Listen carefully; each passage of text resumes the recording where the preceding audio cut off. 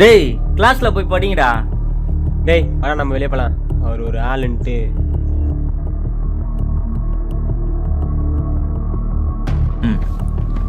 டேய் கிளாஸ்ல போய் படிங்கடா, பின்னாடி கஷ்டம் தான்டா போடுவீங்க நீங்க. போய் படிங்கடா. டேய் அவர் சொல்றதெல்லாம் கேட்காதடா, வாடா போலாம், கஷ்டப்படும்.